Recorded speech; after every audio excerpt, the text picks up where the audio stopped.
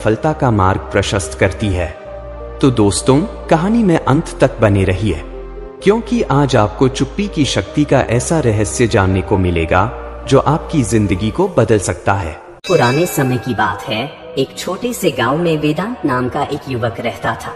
वह बेहद मेहनती और सच्चे दिल का था। उसका सपना था कि वह अपनी मेहनत से कुछ बड़ा करे और गांव में अपनी पहचान बनाए। हालांकि उसकी एक आदत उसे हमेशा पीछे खींचती थी। वेदांत हर काम शुरू करने से पहले अपने दोस्तों और आसपास के लोगों को बता देता। चाहे वह एक छोटा सा विचार हो या कोई बड़ा लक्ष्य, वह इसे सबके साथ साझा करना जरूरी समझता। वह सोचता था कि ऐसा करने से लोग उसकी सराहना करेंगे और उसका हौसला बढ़ाएंगे। लेकिन अक्सर ऐसा होता कि वह जिस काम की बात करता वह पूरा नहीं हो पाता। धीरे धीरे लोगों ने उसकी इस आदत पर ध्यान देना शुरू किया। वे कहते, अरे वेदांत, तुम हर बार कुछ नया करने की बात करते हो, लेकिन कभी उसे पूरा क्यों नहीं करते? उसके दोस्त भी उससे मजाक में कहते, तुम पहले बोलते बहुत हो, लेकिन काम उतना नहीं करते। हर बार नई कहानी लेकर आ जाते हो। वेदांत को यह सब सुनकर बहुत बुरा लगता। वह अंदर से जानता था कि उसकी मेहनत और इरादे सच्चे हैं, लेकिन उसकी आदत उसे बार बार असफल बना रही थी।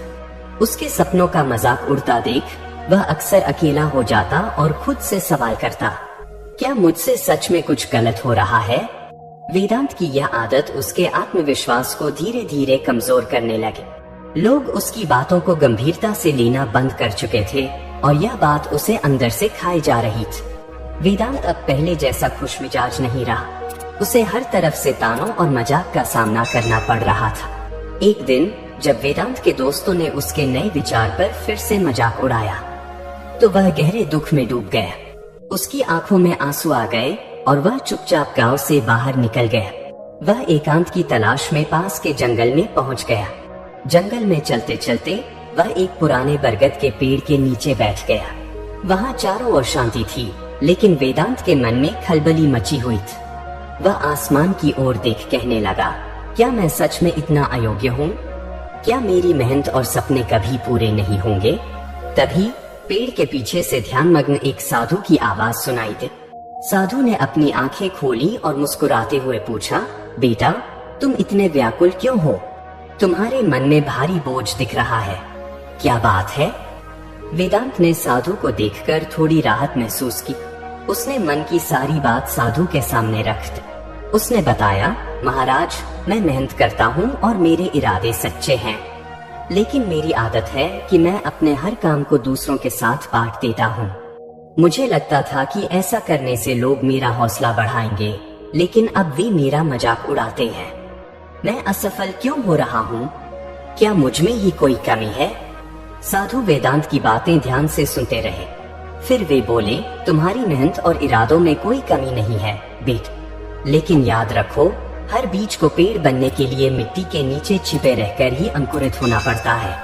यदि उसे पहले ही बाहर निकाल दिया जाए तो वह कभी बढ़ नहीं पाएगा। वेदांत ने उलझन भरी नजर से पूछा, इसका क्या मतलब है महाराज?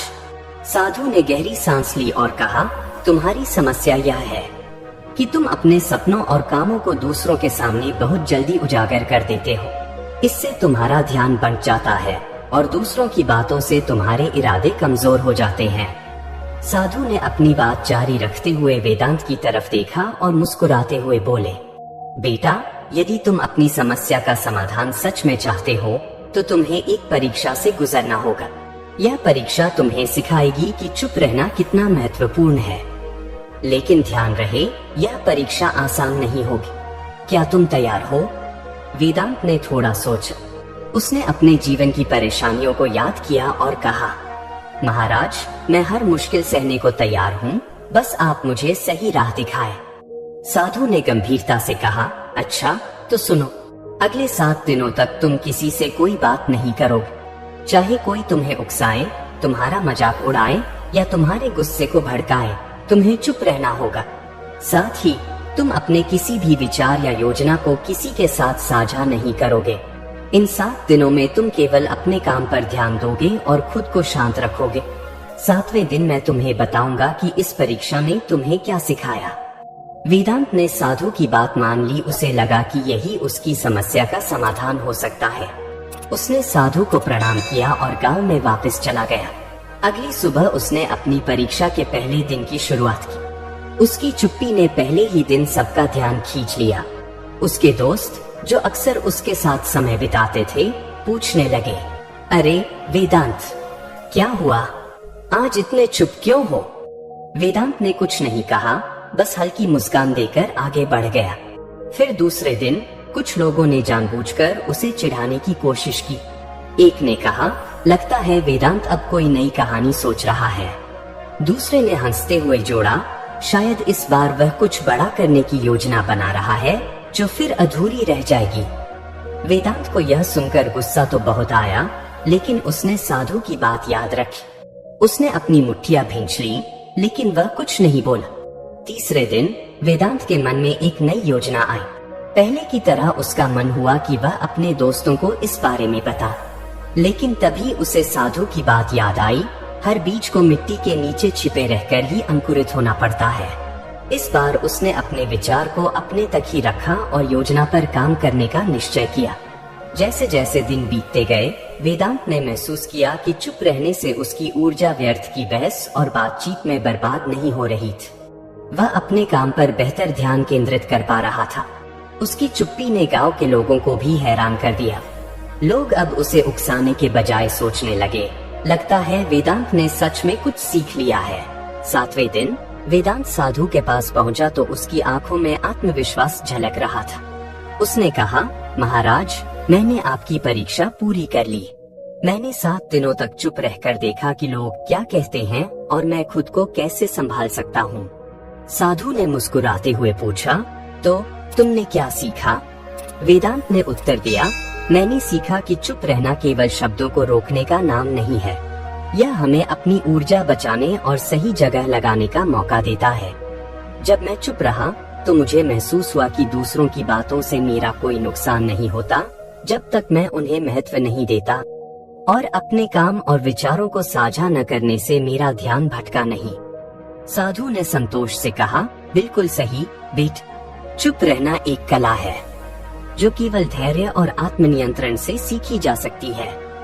जब तुम अपने विचारों और कामों को दूसरों से छिपा कर रखते हो तो वे बिना किसी बाधा के बढ़ते हैं। चुप्पी तुम्हें वह शक्ति देती है जो बेवजह की बातों और गुस्से से कभी नहीं मिल सकती। अब तुम अपने जीवन में इसे अपना लो। वेदांत ने साधु की बातों को अपने जीवन का मार्गदर्शक बना लिया। उसने चुप रहना और खुद पर नियंत्रण रखना सीख लिया। इसके बाद उसकी मेहनत और सच्चाई का असर दिखने लगा और लोग भी उसकी काबिलियत का सम्मान करने लगे। तो दोस्तों, आज की कहानी ने आपको यह सिखाया कि चुप्पी केवल एक आदत नहीं बल्कि एक शक्ति है। जब हम अपने काम पर ध्यान केंद्रित करते हैं और व्यर्थ की बातों से बचते हैं तो सफलता खुद हमारे कदम चूमती है। तो अब आप हमें बताइए, क्या आपने कभी ऐसी स्थिति का सामना किया है जहां चुप रहना आपके लिए फायदेमंद साबित हुआ हो? दोस्तों, अगर आपको यह कहानी अच्छी लगी हो तो इसे लाइक और शेयर करना न भूलें। साथ ही अपनी राय हमें कमेंट्स में जरूर बताइए, क्योंकि आपके विचार हमारे लिए बहुत कीमती है। और हाँ, हमारे चैनल ट्रूथ ऑफ लाइफ को सब्सक्राइब करें, जहां हम रोज ऐसी ही प्रेरणादायक और जीवन बदलने वाली कहानियां लेकर आते हैं। दोस्तों, मिलते हैं अगली कहानी में। तब तक के लिए ध्यान रखें, कभी कभी खामोशी सबसे बड़ी ताकत होती है।